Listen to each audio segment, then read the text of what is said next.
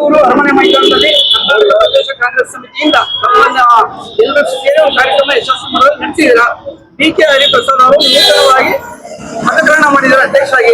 ಏನ್ ಇಷ್ಟಪಡ್ತೀರಾ ಅವ್ರ ಬಗ್ಗೆ? ಬಹಳ ಖುಷಿ ಆಗುತ್ತೆ ಸರ್.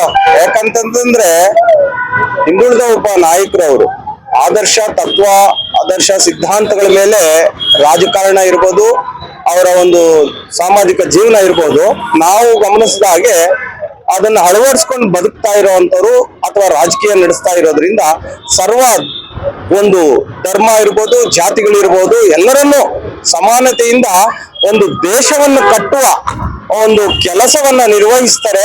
ಹಾಗಾಗಿ ಈ ಒಂದು ಪದಗ್ರಹಣ ಕಾರ್ಯಕ್ರಮ ಈ ದಿನ ಅವತ್ತು ನಮ್ಮ ಕಾಂಗ್ರೆಸ್ ಪಕ್ಷದಿಂದ ಹಮ್ಮಿಕೊಂಡಿದ್ರು.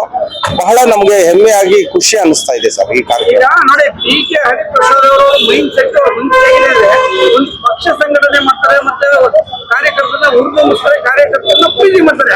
ಈ ಕಾರ್ಯಕರ್ತರಿಗೆ ಏನಾದ್ರು ಒಂದು ಒಳ್ಳೆ ಮಾಡ್ಬೋದಾ ಈ ಒಂದು ಅವಧಿಯಲ್ಲಿ? ಖಂಡಿತ ಸರ್. ತಳಮಟ್ಟದ ಕಾರ್ಯಕರ್ತರು ಏನಿರ್ತಾರೆ, ಗ್ರಾಮ ಮಟ್ಟದಿಂದ ಹಿಡಿದು ಅಂತವ್ರನ್ನ ಗುರುತಿಸಿ ಅವರ ಮುಂಚೂಣಿಗೆ ತರುವಂತಹ ಕೆಲಸಗಳನ್ನ ಮುಂದಿನ ದಿನಗಳಲ್ಲಿ ನಮ್ಮ ಡಿ.ಕೆ. ಹರಿಪ್ರಸಾದ್ ಸರ್ ಅವರ ನೇತೃತ್ವದಲ್ಲಿ ನಡೆಯುತ್ತೆ ಅಂತ ನಾವು ಕೂಡ ಯುವಕರು ನಂಬಿದೀವಿ ಸರ್. ಈಗ ನೋಡಿ, ಸಿದ್ದರಾಮಯ್ಯನವರು ಈಗ ಮಾಜಿ ಮುಖ್ಯಮಂತ್ರಿಗಳು ಅಂತಾರೆ, ಅವ್ರಿಗೆ ಸಿದ್ದರಾಮಯ್ಯ ಅವರಿಗೇನು ಉತ್ತಮ ಆಡಳಿತ ಮಾಡ್ತಾರೆ, ಅವ್ರ ಬಗ್ಗೆ ಏನಾದ್ರು ಹೇಳ್ತೀರಾ ಸರ್? ಅವರು ಕೂಡ ಹಿಂದುಳಿದ ನಾಯಕರು.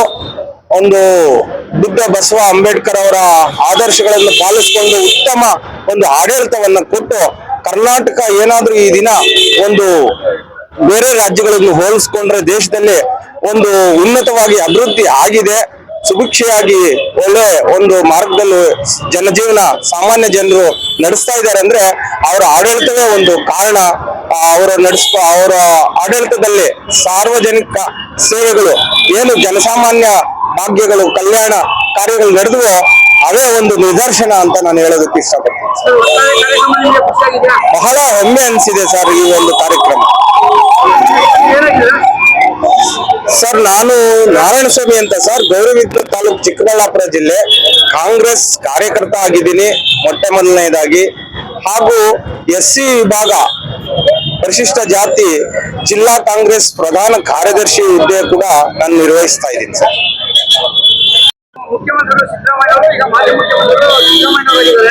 ಈಗ ಡಿ.ಕೆ. ಶಿವಕುಮಾರ್ ಅವರು ಉತ್ತಮ ಆಡಳಿತ ನಡೆಸ್ತಾ ಇದ್ದಾರೆ ಅಂತ ಎಲ್ಲ ಇದ್ರೆ ಡಿ.ಕೆ. ಶಿವಕುಮಾರ್ ಅವರು ಏನ್ ಹೇಳ್ತೀರಾ ಸರ್? ಅವರು ಡಿ.ಕೆ. ಶಿವಕುಮಾರ್ ಸಾಹೇಬ್ರು ಏನ್ ಅನ್ಕೊಂಡ್ರೆ ಅದನ್ನ ಸಾಧಿಸ್ತಾರೆ.